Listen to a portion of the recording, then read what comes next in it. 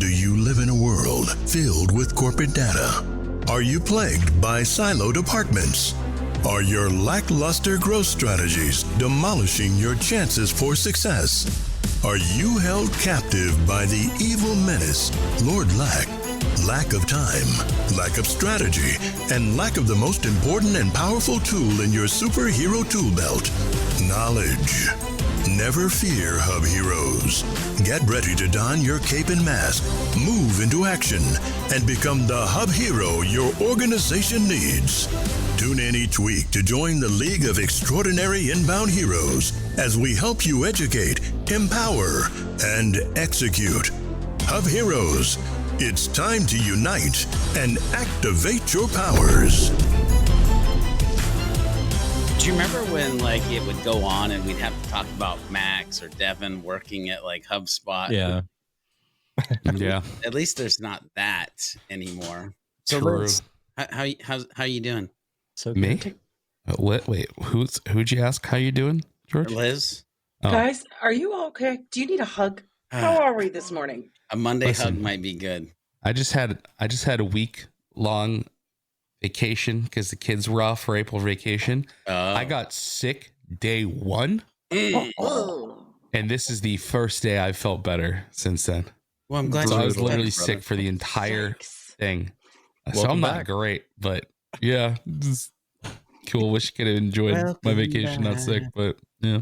I feel like I just Hi, did guys. that song. Hi, Liz. I know we're all overwhelmed with excitement, curiosity, energy. I can feel it in this room right now.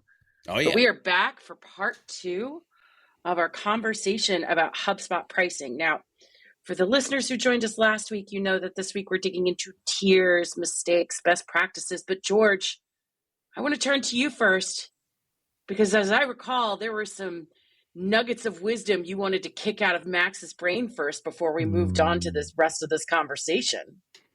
well, Nuggets I of think, wisdom about pricing. Yeah, I Mhm.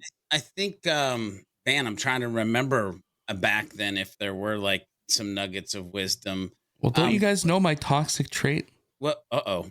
My toxic trait is at HubSpot. I never concerned myself with what the product cost because I didn't want it to ruin it for me. That's good. I didn't want to Like, be oh, I like, have oh, no this is how idea much what it this costs. costs. I just Yeah. wanted to be able to talk about how awesome it was, and I always feared that if I knew how much the thing Brilliant. cost, I mean, I have a general idea, but I mean, I had a general idea. I think I know now, but Yeah, that's not a bad idea. you know, Yeah. yeah. But I know about tears though. Jesus, guys. Oh. Okay. All right. Everybody together. Are we here? Are we ready? We're so We have ready, this. Liz. We're ready Oh, this? yeah. Okay, We're great. so I'm ready to locked rock in. and roll. So, Max, I would just be curious. What do you think of HubSpot's pricing structure? How do you feel about Listen. Here's the deal. Regardless of how many dollars it actually is, this is what I love about it. And I'll tell the story that I've told many times to people in that why I think the way HubSpot packages its product makes a ton of sense, right? And I think it's because it's something that even still to this day, you can start for free and grow into as you need it, but not buy what you don't need until you do need it, right? And I think there's a very logical story a lot of people can follow, right? When most businesses start and they don't have a lot of money, they typically have a product, someone who sells it, and a list of people they want to sell it to at a bare minimum, right? Or a basic idea, right? And like, that's really kind of all you need to step into the free HubSpot CRM, right? You can get your contacts in there. You can get your companies in there. You can manage some deals, and you can track the process of trying to sell some stuff to some people, right? And you know, oftentimes the lowest barrier of entry into like a paid product that HubSpot offers is what?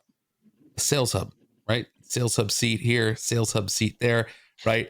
And you know, as people are starting to play with the tool, they start to go, oh, what do you mean? I'm kind of sick of sending the same email over and over again. Oh, I could do a template, or I could do a sequence, or I could do the meeting scheduler, or things like that, right? And that's like a really good way to kind of like step into your first like paid version of HubSpot by getting that, you know, inaugural salesperson becoming a little bit more efficient in the way that they're initially contacting those customers or that spreadsheet of people that you have, right?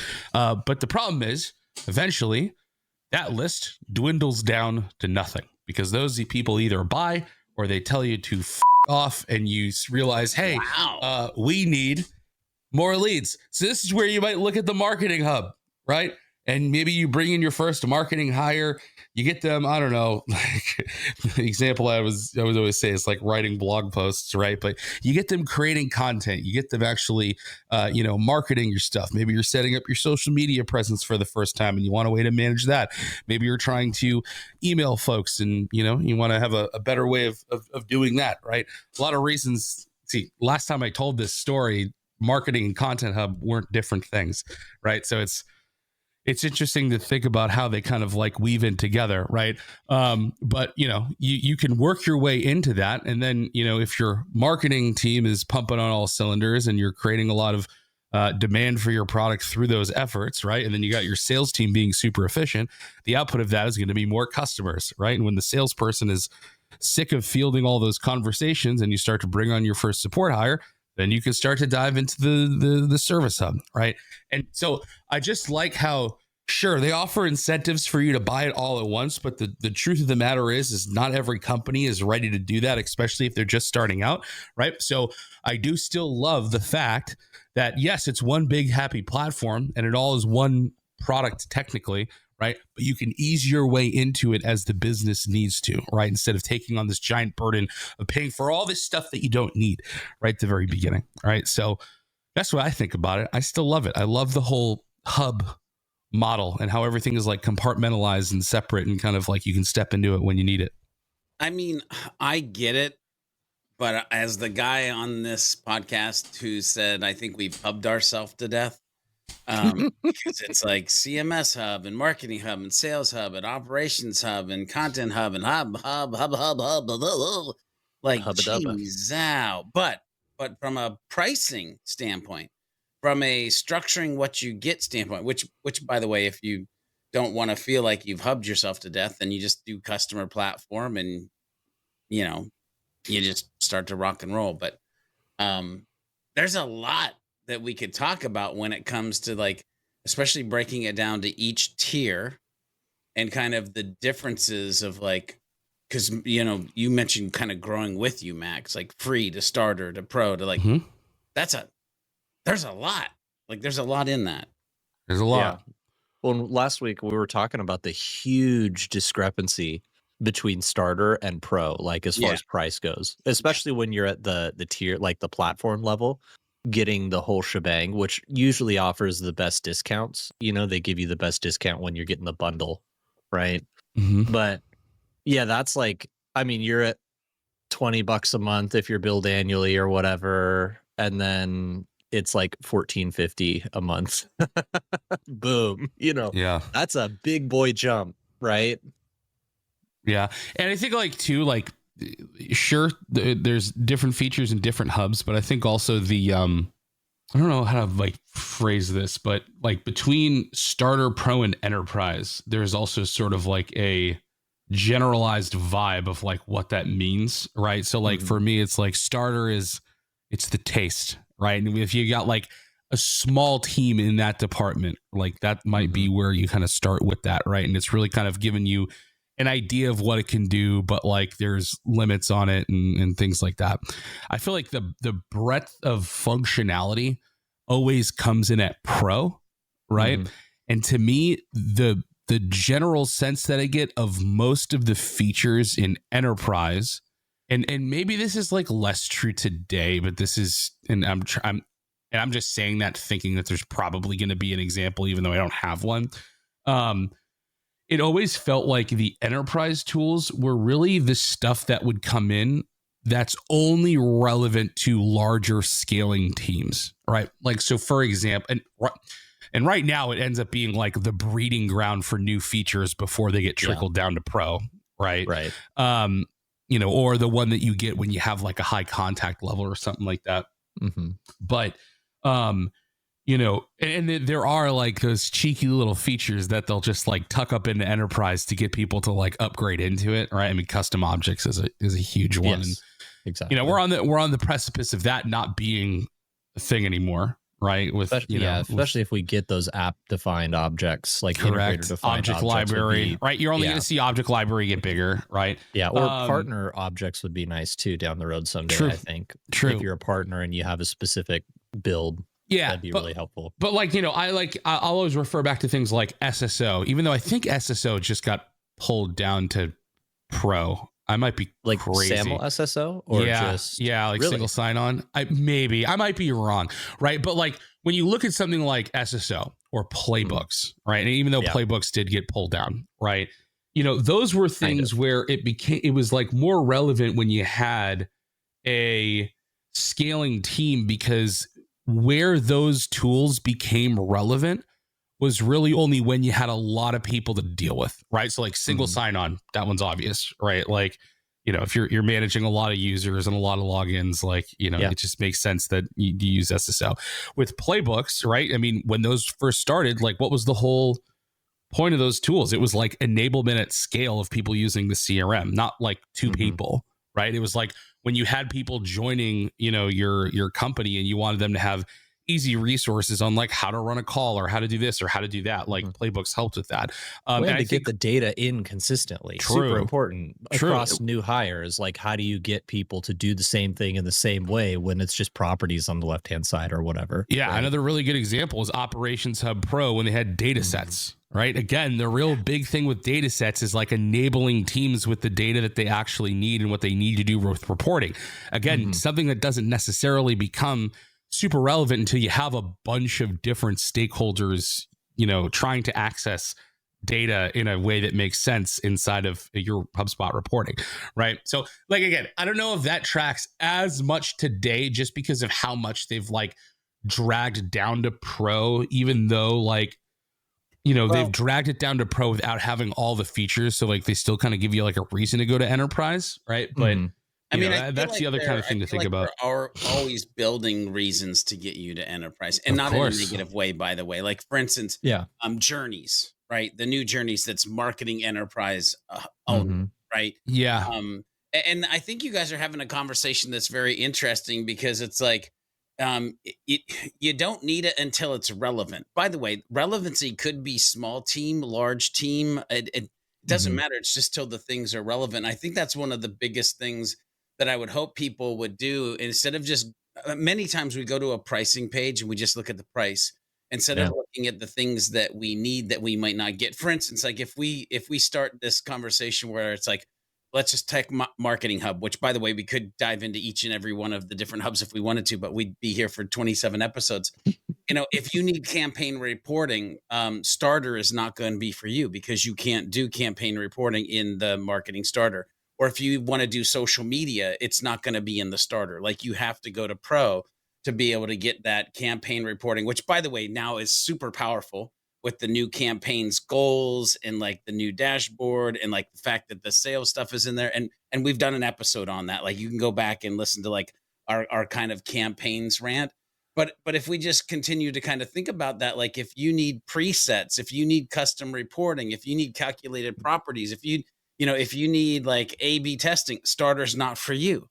Yeah. So like you almost have to think about what is Marketing Hub Starter even today? So Marketing Hub Starter, it's literally like if I look at this, right, it's going to be you get email marketing, 5x the marketing contacts you have, you get forms, you get simple marketing automation. Then you get the form. That's just after the form submission automation. Send an email after the form gets filled out. Email automations in there, some limited features around email health reporting, but again, limited, not full features, but limited features. Obviously, content limited to email only. Standard web analytics dashboards, basic recommendations. You get some ad targeting, some conversational bots with limited features. Subdomains, one subdomain, one country code. Like so, there are some there's some things. It's marketing email without marketing workflows. I mean, without workflows, essentially. Yeah, essentially. But so that's the thing. Like, if you look at the list of dashes meaning you don't get it, you quickly go, okay, well, starter is a great place to start, but how long can I actually live here before I am going to need things, like that are important, like a There's no social. No, like there's not even like one account. No. That's crazy. They should tools bring do not that show up in down. starter. Yeah, Right? they should bring that down to like allow one account or something. Well, but how do you do that? I mean, well, we're not that's here for the easy. how. Like you We're can not here limit for the how, amount of accounts you hook up. But yeah. So then the other thing is like, again, that just goes back to like the mass amount of like chasm that we talked about last week of like starter to pro as far as a cost, but there's also a chasm of like what you get and what you don't get. Mm-hmm. This is what I want to start dialing into here, because one of the promises of this week's episode is really to dig into the tiers. And what's interesting about what I'm hearing right now is maybe something that people have felt who have been in the HubSpot ecosystem for some time.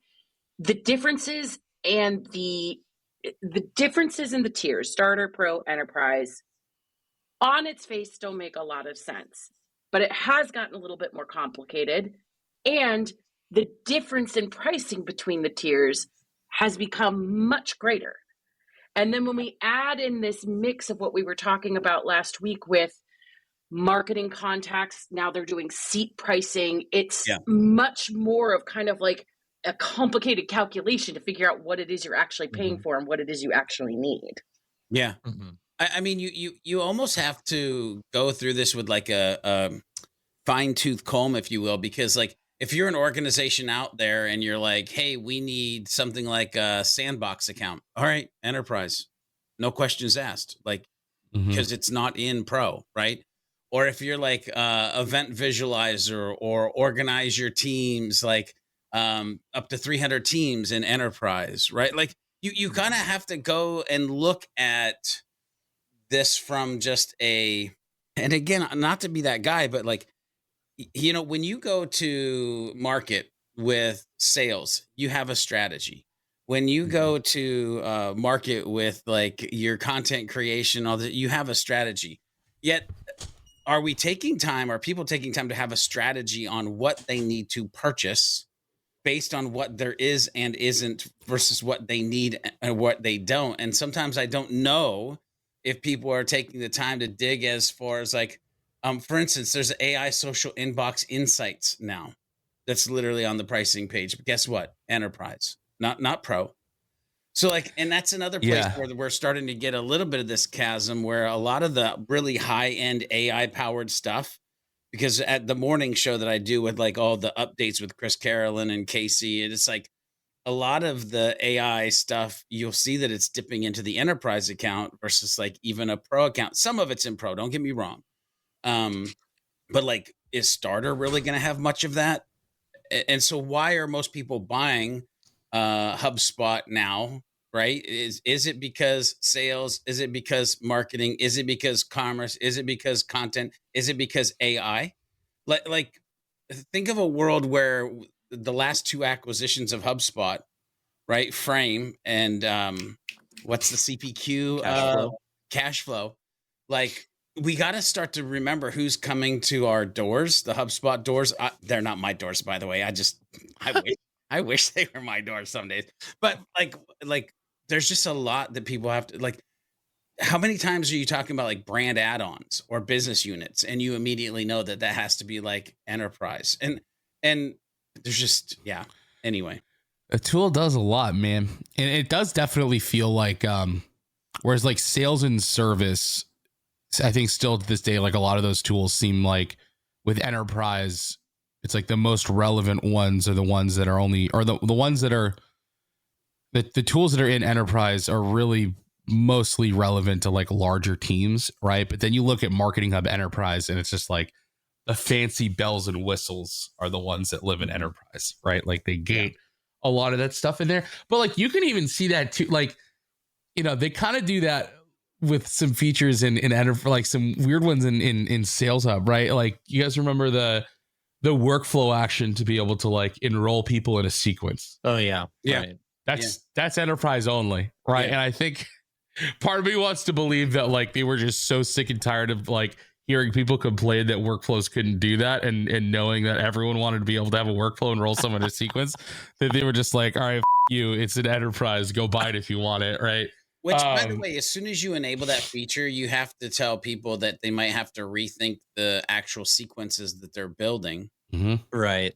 For enabling that action, because it's in somewhat ways going completely off of the original design of what everybody was teaching sequences to be. Yeah, it's supposed to be human, right? Oh, dude, it's supposed to be actually from a person. You've seen me yell a lot about that whole drama over the years. But yeah, the one thing I'll say about the pricing though, George, right, is that I don't think a lot of people know, like, HubSpot has one of the best, most transparent pricing calculators of any SaaS company out there.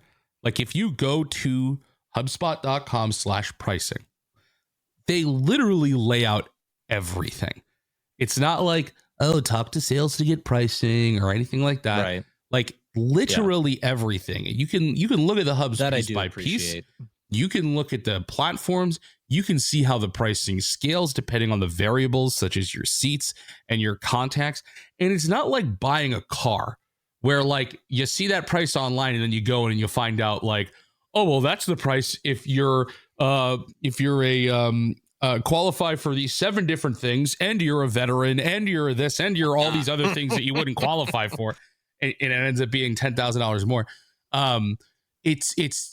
The price only gets, like, lower from what you see on the website, because when you talk to sales, they try and wheel you a discount. Yeah, they try to. They're wheeling discounts, especially if you talk to them close to the end of the month, right? Oh yeah. So remember that, like, when you go to the HubSpot pricing calculator, like, you're talking worst case scenario list, right? And then plus whatever the onboarding is, but then you see it. What? Well, maybe. They're showing lists. Yeah, but listen. Let's hit the brakes for a hot second, because there's a couple things that I've historically seen. And by the way, the words that are coming out of my mouth here in the next couple minutes, I love HubSpot.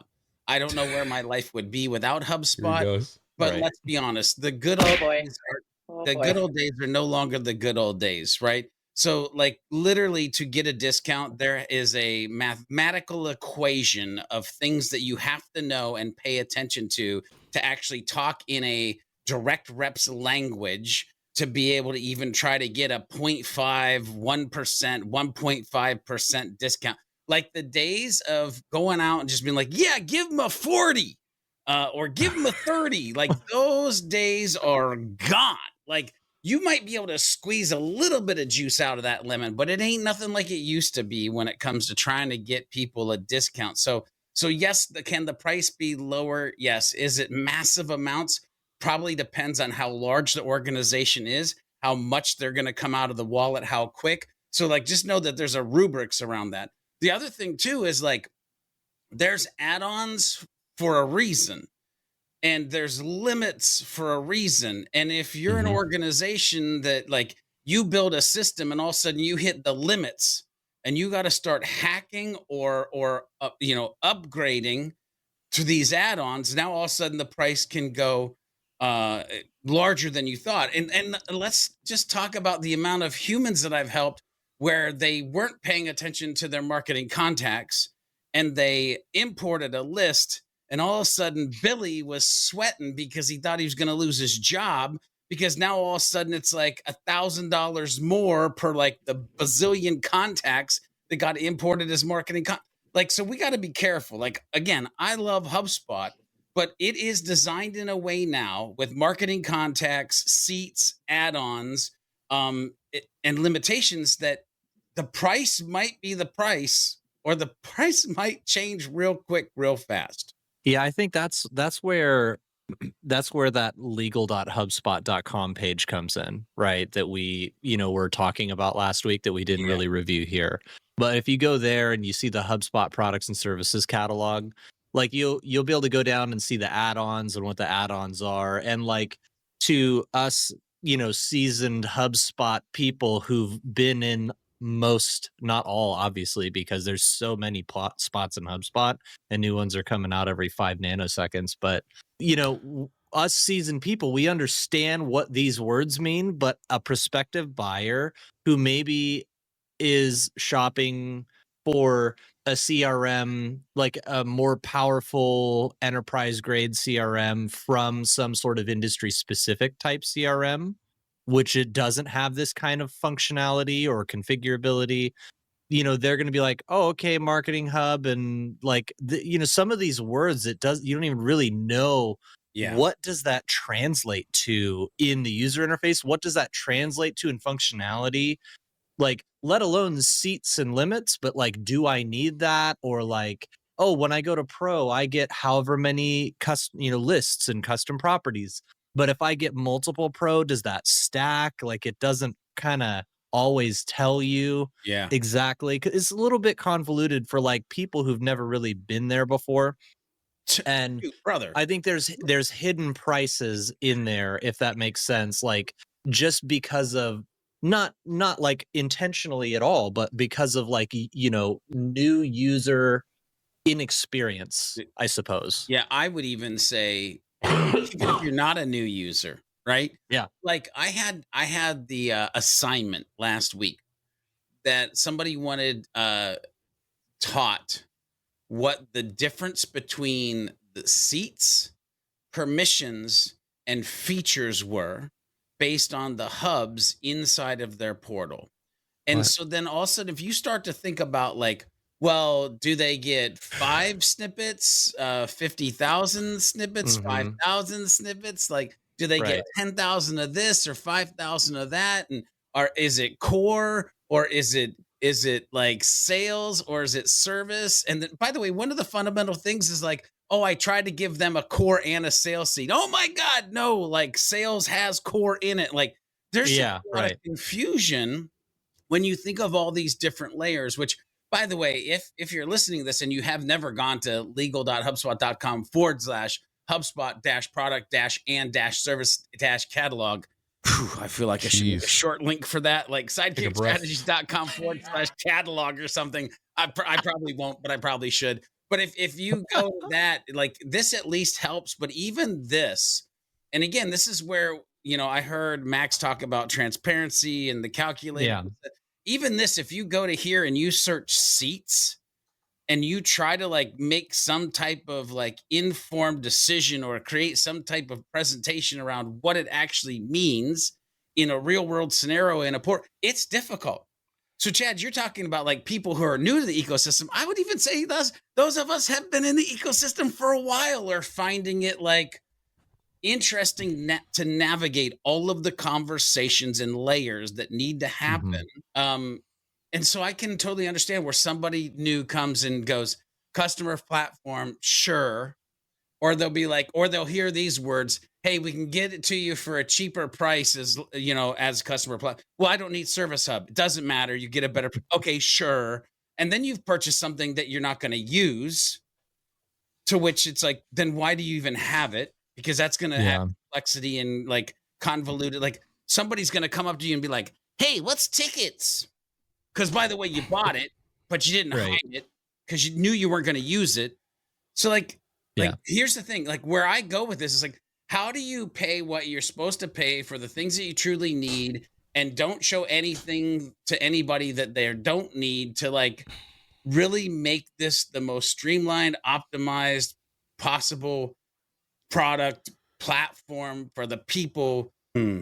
Yeah. You know, I think I'm going to issue a rare retraction. Yeah. I'm really digging back through the pricing page. It's changed. It's definitely changed. I mean, so don't get me wrong. It has there, but what it doesn't have, it's got a lot. And still, compared to other platforms, I think it's still the best. However, it used to also include all those like other weird add-ons, right? Like dedicated IP, transactional email, like all these things. Like it used to show, like when you selected a certain tier, it would show any available upgrades that you could also get, right? I also don't love that in the marketing sections, they don't mention core seats anymore, which is like kind of goofy to me. You know, if they don't explain, like, I mean, maybe they do explain seats or something somewhere, right? Yeah, I think if you're creating your own bundle, if you do create your own bundadoo, and you're gonna make your own bundadoo, then so you like can you do a add all customer the add-on platform. boys. Listen, right? Yeah. Here's a fun little testy test. Do Control F and type in seats, and On you'll where? see that on the entire pricing page. At least, well, let's go back to last week's conversation. On the tab that I'm on for business and enterprise, if I do Control F and seats, I see the word seats 4 times on the page. Okay. And it's in small, like includes 5 seats. Additional seats start at $45. By the way, I'm reading Professional Customer Platform right now. Includes 7 seats. Additional seats start at $75. Okay. But it doesn't say what kind of seats. It just says 5 seats or 7 seats, right? And so, like, if I go over to for individuals and small teams and I search for that seats, guess what? It's again 4 times, but it's just talking. It's not talking. There is nowhere, HubSpot, I hope you're hearing this. There is nowhere for me that I know of for me to easily go and visually see and understand what I get, what I need pertaining what does a to seat core sales. So, like, is it marketing automation? Is it 5,000 versus 5? Is it like what, how can I easily see, not as a partner, but as somebody who might come by the platform, exactly what the flip a sales seat is or a service seat is, and it just could be better. I mean, I'm pretty sure there's knowledge-based articles on it, but it's not like they're linking to them from those pricing pages, right? Because they just want you to click talk to sales. I mean, what I will say, sure, do I wish the pricing calculator was more in-depth than it was before? Yes. But like also that catalog page has like literally everything in it. Right. Like, but it's find just, the cost imagine of like navigating whatever. that. Yeah, as a new it's user, brutal. Right? It's not super accessible, right? But they could have hit it behind a button that says talk to sales. You know what I mean? So you still got to give them credit for that, right? Like that they put everything out on one big thing that you can go find it and look it up. And it's not like it's like insanely difficult. There's just a lot of shit you can buy in there, right? It's because of how feature rich it is. Like I understand that. Like you build something, you got to get paid for when people use it. Like I totally understand that, right? Yeah. Like it's a business. Yeah, and that's the downside of it having 1.5 billion features is that they're all going to cost money, and you got to somehow figure out. I mean, you know what? Here's the other thing, right? Maybe the product just got too damn complicated for them to build a pricing calculator for it. That's very possible. They were probably like, all right, now we're going to do this core seats thing. And they're like, fuck that. We just got done doing like doing contact pricing, right? Like, and all the We're doing add-ons. great. So, core seats, that's enough. Let's just tell them to talk to sales. So I know we only have a few minutes left, Liz, and holy conversations today. But Max, I love you, right, boo? Before I spit these words out of my mouth. Earlier you were talking about how much you still love HubSpot. This is becoming very emotional. If you go to the Googles, the source, as my friend Marcus Sheridan would say, of all knowledge, source, truth, and light, Google, and you type HubSpot seats, okay? There is one knowledge article that shows up at the top called Manage Seats. I'll get back to that. Yeah. Then all of a sudden it's community, Red Pandas. Moby, love you and the team. HubSpot Core Seats for HubSpot Standard Hub. Then there's BBD Boom. There's some videos. There's HubGem. There's upcoming changes to HubSpot's pricing, which was like a HubSpot news release. Then it goes to legal.hubspot.com, the thing that we were just talking about that I already said. And then we're at page 2, which page 2 means nothing else exists. If I go over to Manage Seats, their explanation of Sales Hub seat. Sales Hub Professional or Enterprise provides your user with access to use advanced features for Sales Hub Professional or Enterprise. Thanks. Service Hub seat. Service Hub Professional or Enterprise provides your user with access to use advanced features for Service Hub Professional or Thanks. Okay. Then there's a link later down to the pricing model but it's before you get started. It's add and remove paid seats. So it's literally like the management side of it. Transfer a core seat. What else do we got on here? That's it. Transfer a core seat. assign and add and remove Sales Hub, Service Hub seats, and assign core view only seats, basically. Yeah. So the one knowledge article that actually shows up on the search result doesn't even go into, like, I want something that be like, and FYI, here's what advanced features means. Yeah. Here's the list of what it can do. Yeah. Because George, click on images in your Google search. Clients, hang on, give me 1 second, then I'll shut up. I've run into clients where, because by the way, well, I'm a super admin. I used to be able to see everything. Sweet. Now that we have sales seats, you can't see sequence analytics as a super admin unless you have a sales seat. Like, this is I'm done. Well, I was just going to say, click on images and in your same Google search. And the only helpful infographics are not from HubSpot. And the only thing from Knowledge HubSpot is like screenshots of the UI. Oh, man. Good Lord. So like people trying to explain it, right? Like the Red Pandas has a helpful, view only, core, sales and service, and different types, little pictures of chairs and everything. It's great. Yes. So as we wrap up today's conversation, because we have hit time, even if we end up having to do a third episode about this, we could decide about that later. I do want to bring some center of gravity to you crazy cats, okay? Yeah. If someone were to ask each of you, and Chad, we're going to start with you just so you know. I'm coming to you first. Somebody says, what is the one mistake I can't make when it comes to managing my HubSpot pricing? Because we talked in the last episode a bit about you can end up underbuying, overbuying, underutilizing, overutilizing. There are a lot of things that can go wrong, particularly with an ecosystem of pricing that is much more complex.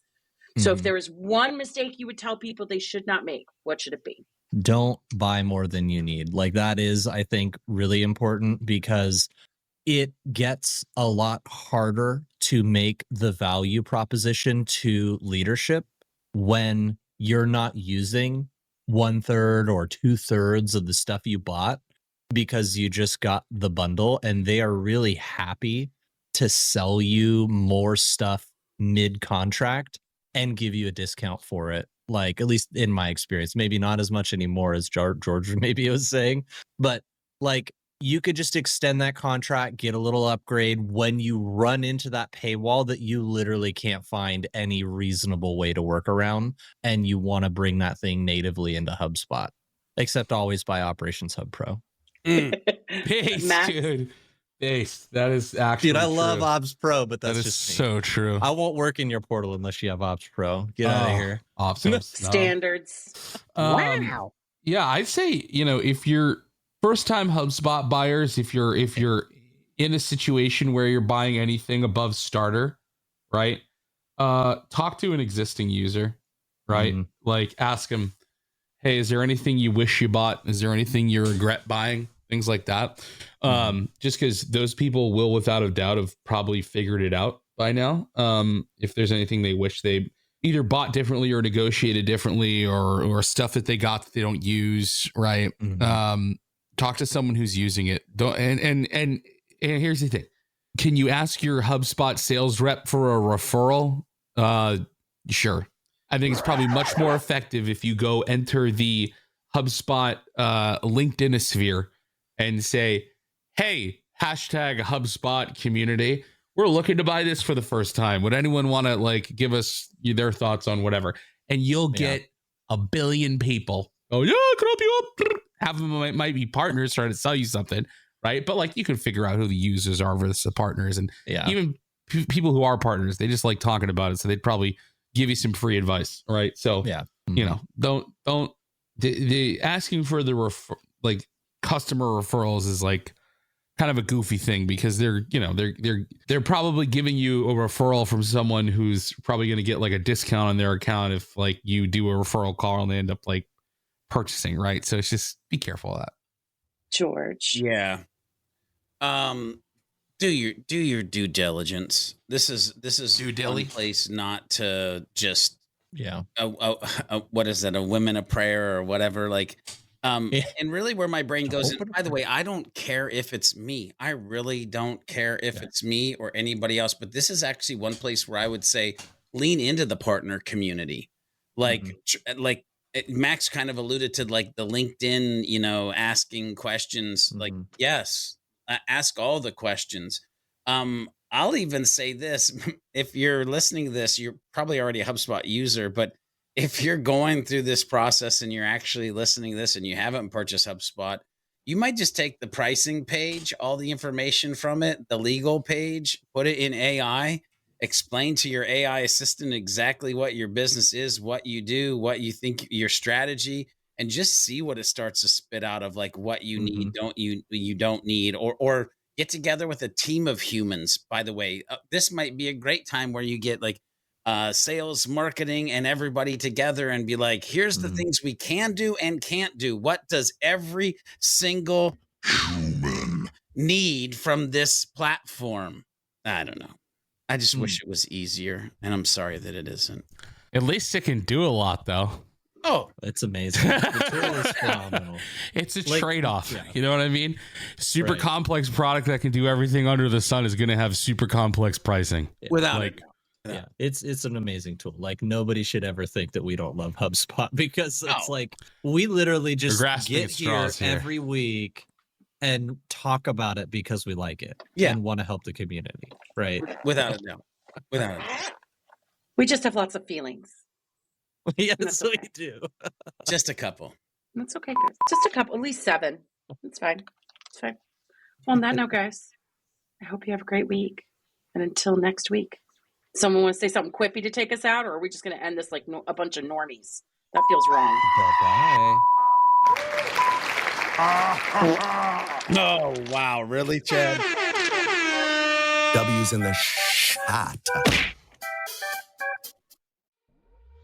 Okay, Hub Heroes, we've reached the end of another episode. Will Lord Lack continue to loom over the community, or will we be able to defeat him in the next episode of the Hub Heroes Podcast? Make sure you tune in and find out in the next episode. Make sure you head over to thehubheroes.com to get the latest episodes and become part of the League of Heroes. FYI, if you're part of the League of Heroes, you'll get the show notes right in your inbox, and they come with some hidden power-up potential as well. Make sure you share this podcast with a friend, leave a review if you like what you're listening to, and use the hashtag HubHeroes Podcast on any of the socials, and let us know what strategy conversation you'd like to listen into next. Until next time, when we meet and combine our forces, remember to be a happy, helpful, humble human, and of course, always be looking for a way to be someone's hero.